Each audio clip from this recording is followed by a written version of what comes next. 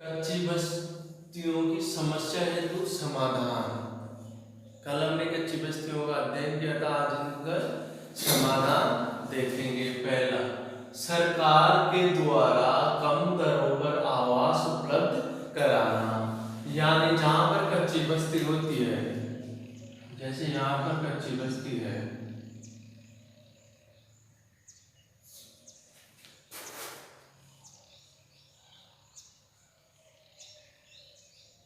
तो इसी जगह पर एक बहुमंजिली इमारत बनाकर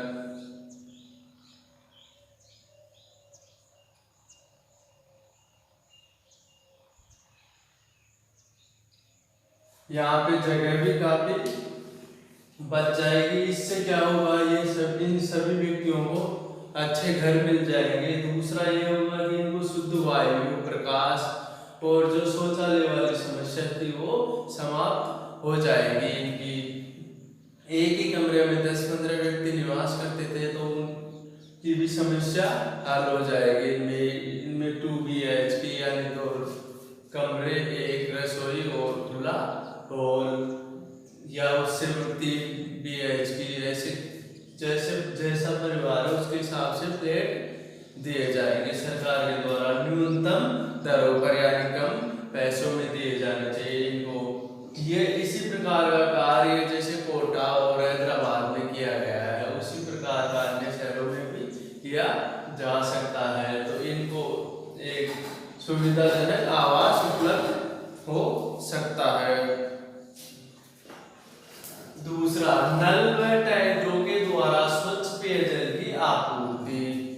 यानी इन बस्तियों में पेयजल की समस्या गंभीर रूप लेती जा रही है, तो इनके लिए क्या करना चाहिए हमें समाधान के लिए? अगर नल की व्यवस्था हो तो अच्छा होगा, अगर उसकी भी व्यवस्था नहीं है तो यहाँ पे जल किससे उपलब्ध करवाया जाए?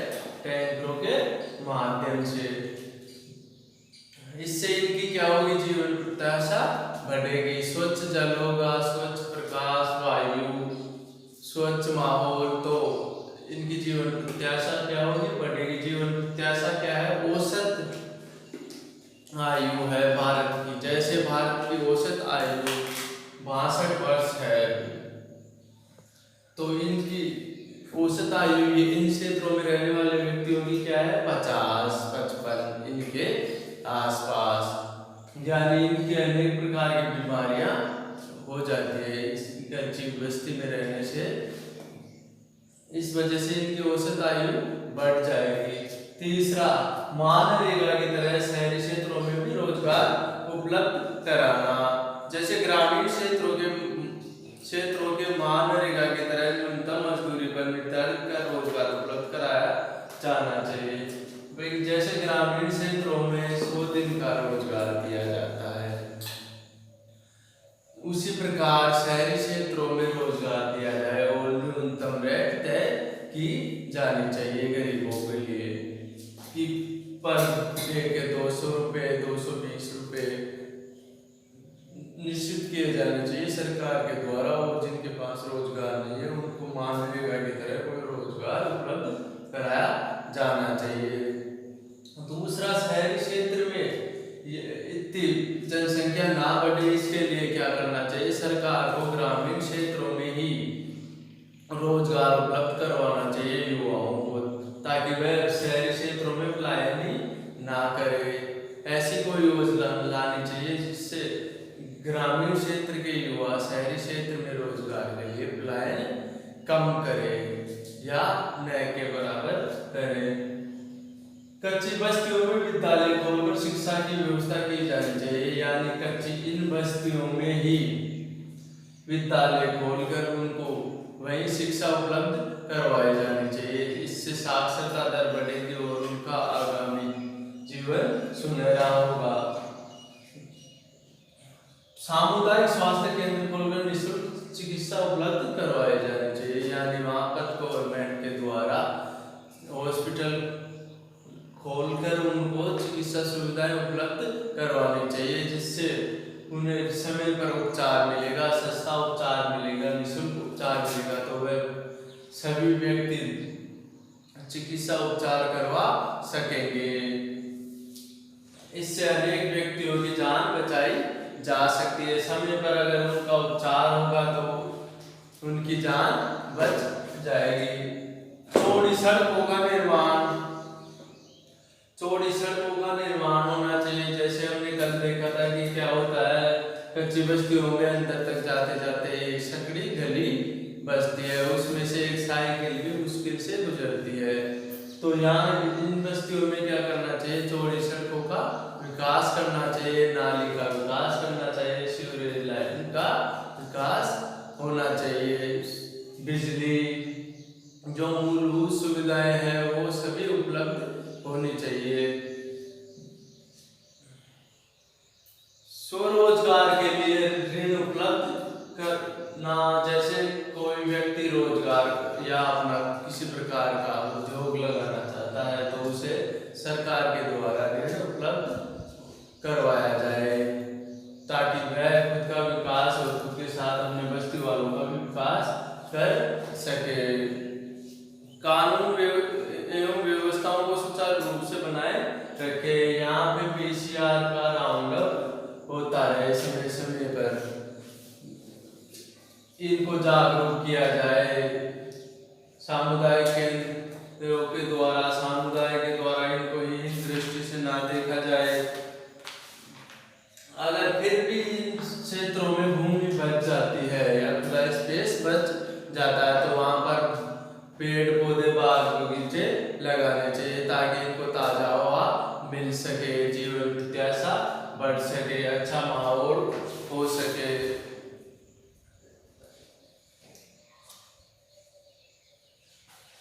इस प्रकार के अनेक समस्याएं होती है कच्ची बस्तियों में, और उनके समाधान के लिए हमने कुछ टॉपिक देखे।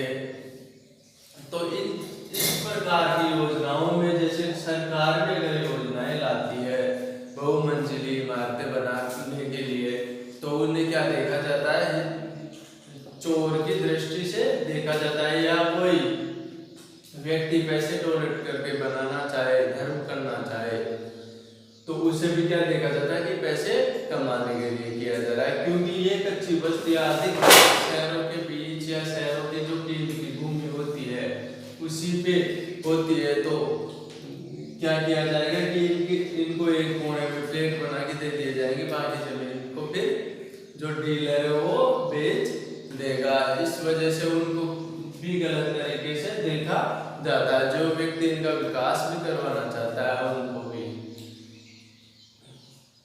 आगे है हम, एक कच्ची बस्ती है जो एशिया, भारत ही नहीं एशिया की भी एक बहुत बड़ी कच्ची बस्ती है, जो मुंबई के मध्य में स्थित है, जम्मू में। उसका अध्ययन करेंगे, धारावी बस्ती।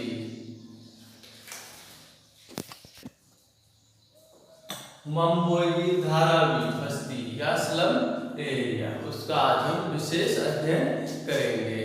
यानी स्लम एरिया या कच्ची बस्ती का नाम लेते हमारे सामने एक छायाचित्र प्रतिरूप बनता होगा कि वहाँ पे कैसे घर होंगे, कमरे कमरे होंगे, उनके चद्दर टिन सेट होंगे, और आगे रोड होगी, रोड कच्ची होगी, उसमें गहरे गड्ढे होंगे, गड्ढे होने के साथ साथ उनमें पानी भरा हुआ होगा, सीवरेज लाइन की व्यवस्था नहीं होगी, स्वच्छ पेयजल नहीं होगा, स्वच्छ वायु नहीं होगी, प्रकाश नहीं पहुंच पाता होगा, ऐसी अनेक समस्याएं होगी। हर जगह थोड़ी थोड़ी दूर पे कचरे के ढेर होंगे। इस प्रकार की समस्याएं वहाँ देखने को मिलती है। पर यह बस्ती थोड़ी सी अलग भी है। यहाँ पे अनेक, इस बस्ती में निवास करने वाले लगभग 6 लाख व्यक्तियों को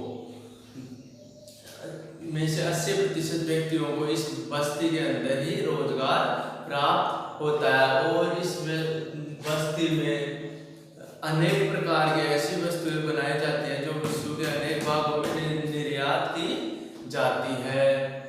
यानी यहाँ पर लगभग 650 मिलियन डॉलर का व्यापार किया जाता है, विदेशी व्यापार पर साल। इस प्रकार से इस बस्ती में अनेक प्रकार के कार्य किए जाते हैं।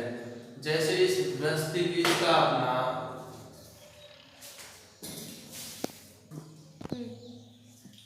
मंबोई धारावी बस्ती, मंबोई धारावी बस्ती भी विश्व की अन्य बस्तियों की तरह ही है, यानी यहाँ का जनजीवन भी घोर नरकीय है। इस बस्ती का अध्ययन करने के लिए हम निम्न प्रकार के टॉपिक ले सकते हैं। जैसे इस बस्ती की स्थापना 18वीं शताब्दी में की गई गुजरात के कुमारों के द्वारा इस बस्ती की स्थापना की गई।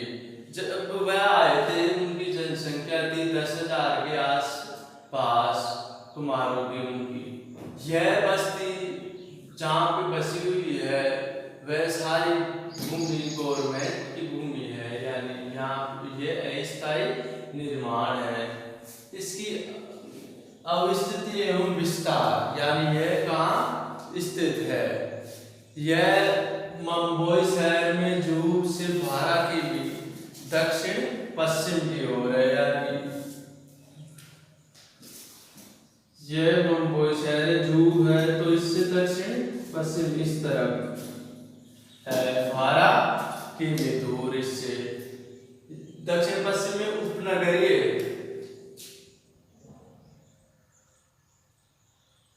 उपनगरीय रेल मार्गों के बीच में स्थित है। यानी हमने पहले पढ़ा था कि बस्तियां कहाँ, कच्ची बस्तियां कहाँ होती है, या तो सड़क के किनारे या रेल मार्गों के मध्य या नालों के किनारे, या कहीं पे कुछ सरकारी भूमि खाली हो तो उस पे। तो ये बस्ती कहाँ है, रेल मार्गों के मध्य। उपनगरीय रेल मार्ग क्या होते हैं, यानी यह शहर के निकट जो ग्रामीण क्षेत्र है उनको शहर से जोड़ने वाले रेल मार्ग होते हैं। जैसे हम आप लोगों ने देखा होगा उपनगरीय बस सेवा, यानी वह नगर के अंदर भी जाती है और ग्रामीण क्षेत्रों के अंदर भी जाती है, यानी ग्रामीण क्षेत्रों को नगरों से जोड़ती है, नगरों को ग्रामीण क्षेत्रों से जोड़ती है। वैसे ही यहाँ पे मुंबई में क्या चलती है, उपनगरीय रेल सेवा चलती है। अगला टॉपिक है जनसंख्या। वर्ष 2011 में यहाँ पे कितनी जनसंख्या थी, लगभग 6 लाख या उससे कुछ अधिक, जो 1 लाख घरों में निवास करते हैं। ये 6 लाख जनसंख्या 1 लाख घरों में निवास करती है। अगर हम 6 इसमें भाग देके देखें तो एक घर में 6 व्यक्ति निवास करते हैं, पर यहाँ पे किराए से भी लोग निवास करते हैं। इसलिए एक घर में एक कमरे में 10 से 15 व्यक्ति निवास करते हैं। यहाँ पे एक ही कमरा किराए पे लेते हैं वे, और उसमें 10 से 15 व्यक्ति निवास करते हैं। यहाँ के लगभग 60% परिवार 60 वर्षों से रह रहे हैं, यानी यहाँ के 60% जो परिवार है वो कितने सालों से यहीं रह रहे हैं, 60 वर्षों से यहीं अपना जीवन यापन कर रहे हैं। अगला है परिवहन।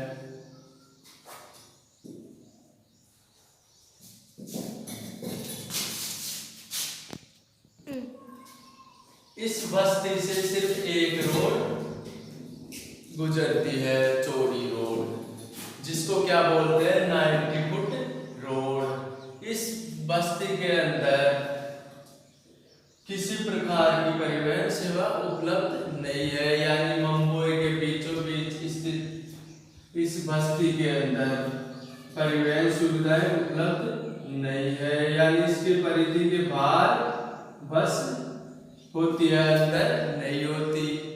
इस बस्ती के अंदर ऑटो रिक्शा भी नहीं जा सकते, क्योंकि यहाँ पर सड़कें क्या है, सकड़ी है, चौड़ाई कम है उनकी। कहीं कहीं अंदर तक जाते जाते तो साइकिल भी बड़ी मुश्किल से गुजरती है। इस वजह से इस क्षेत्र में परिवहन का विकास नहीं हो सका। ऑटो रिक्शा भी इसके अंदर नहीं जा सकते। धारावी बस्ती के अंदर मुंबई में एक ऐसा भाग है जहाँ पर तिपहिया वाहनों का प्रवेश भी निषेध है, और तिपहिया वाहन नहीं जा सकते तो बस कैसे जाएगी वहां पे। यानी यहाँ पे सड़कें क्या है, ये में तो इसकी क्या है, चौड़ाई अधिक है, पर अंदर जाते जाते इसकी चौड़ाई क्या है, बिल्कुल कम हो जाती है। तिपहिया यानी ऑटो रिक्शा भी अंदर नहीं जा सकता फिर अंदर वाले भाग में। यह कॉलोनी लगभग 12 भागों में बटी हुई है। रोड पे अतिक्रमण होते होते ये 90 फुट रोड तो बोलते हैं, पर ये 30 फुट भी नहीं रह पाई है। अगला है हमारा टॉपिक भवन व आवास।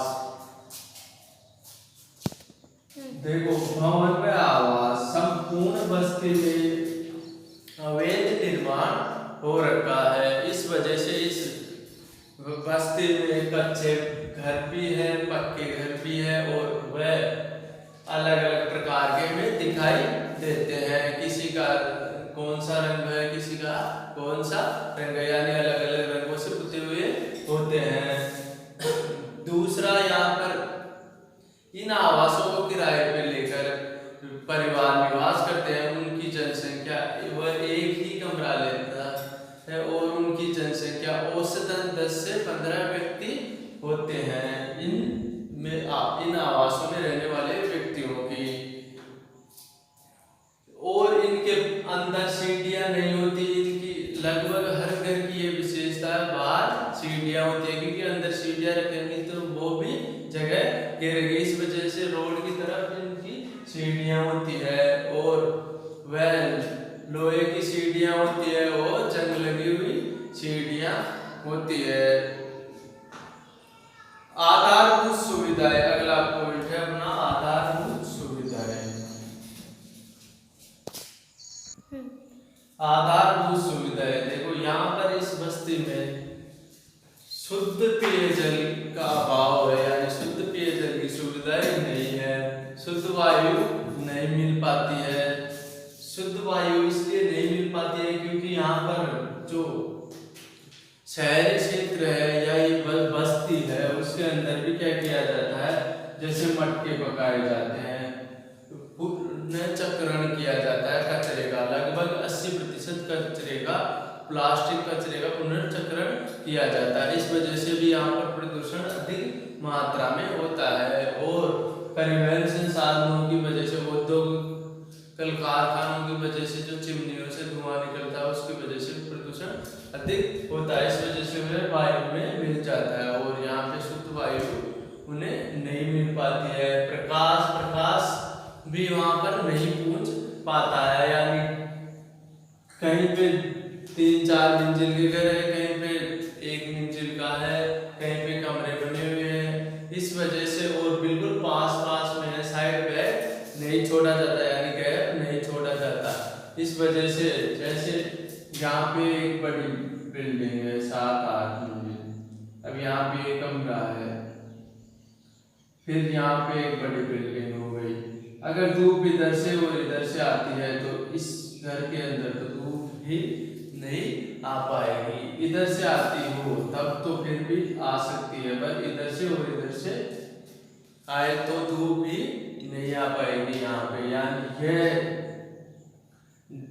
पश्चिम और पूर्व दिशाओं में स्थित हो और बीच में ये घर हो, तो यहाँ पे धूप बहुत ही कम पहुँच पाएगी, इसलिए साइड बैग छोड़ा जाता है। तो यहाँ पे शुद्ध पेयजल, वायु, प्रकाश का अभाव है। दूसरा, यहाँ पर निकासी के लिए नालियाँ नहीं है, सीवरेज लाइन नहीं है, तो पास में गहरे गड्ढे होते हैं और उनमें गंदा पानी जाकर जम जाता है, उनमें अनेक प्रकार की गंदगी होती है। दूसरा, यहाँ पे शौचालय की सुविधाएं नहीं है। एक शौचालय पर 1500 व्यक्ति है, यानी 1/1500। अब उनका नंबर कब आएगा इतने व्यक्तियों को? अगर वो सुबह शाम सारे दिन भरी इसमें लाइन में लगे रहे तब भी सारे दिन का नंबर आ पाएगा। तो इस वजह से यहाँ पर जो खुली जगह है जहाँ पे गंदा पानी निकासी भरा हुआ होता है, वहीं पे ये शौच करने के लिए मजबूर हो जाते हैं। तो यहाँ पे काले कौवे और चूहों की भरमार है, यानी वह भी यहाँ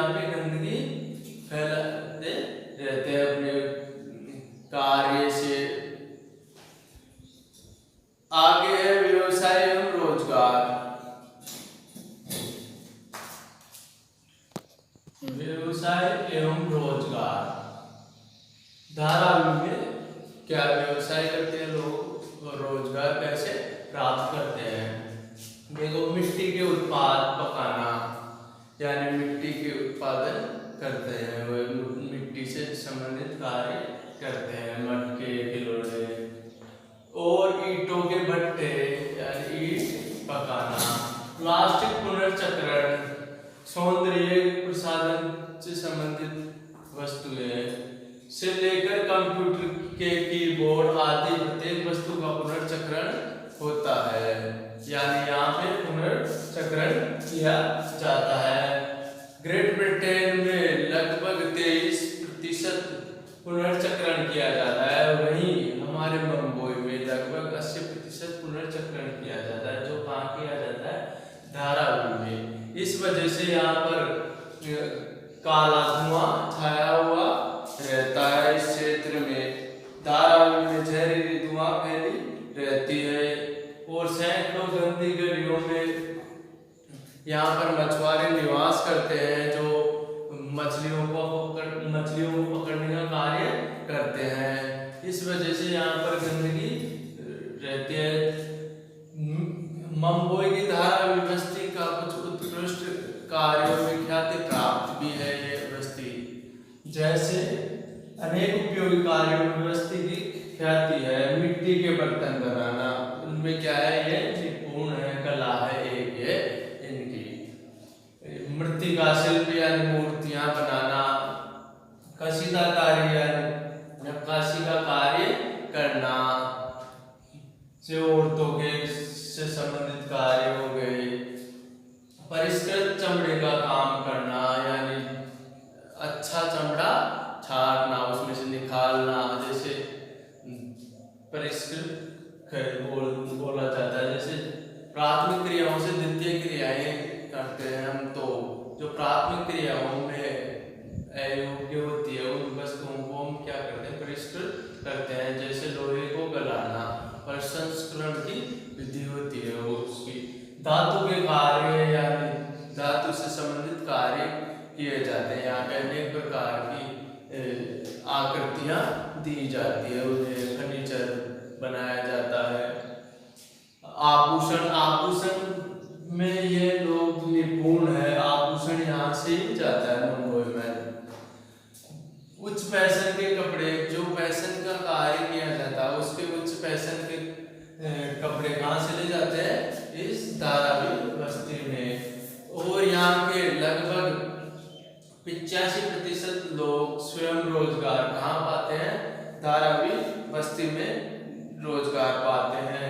यानी यहाँ के 85% आबादी ही रोजगार प्राप्त करते हैं, यानी प्रत्येक व्यक्ति कोई ना कोई कार्य करता है और वो कहाँ करता है, यही बस्ती के अंदर ही कार्य करता है। यहाँ पे जगह कम है, फिर भी ये व्यक्ति अपना रोजगार का कार्य यही करते हैं। और यह बस्ती फिल्म उद्योग के लिए भी पहचानी जाती है, यानी यहाँ पर अनेक फिल्मों की शूटिंग का कार्य किया जाता है। यहाँ पर उनको कनिष्ठ कलाकार भी उपलब्ध होते हैं, सहायक कलाकार भी उपलब्ध होते हैं इन क्षेत्रों में। मुंबई की धारावी बस्ती एक और कार्य के लिए जानी जाती है, वो है व्यापार। व्यापार में इस बस्ती का व्यापार क्षेत्र अरब कंट्रीज, अरब देशों में, संयुक्त राज्य अमेरिका, यूरोपीय देशों में किया जाता है। यहाँ से निर्यात किया जाता है। इन वस्तुओं में से अनेक प्रकार की वस्तुएं निर्यात की जाती है, जो एक अध्ययन के मुताबिक 650 मिलियन डॉलर का प्रतिवर्ष निर्यात किया जाता है। 650 मिलियन डॉलर।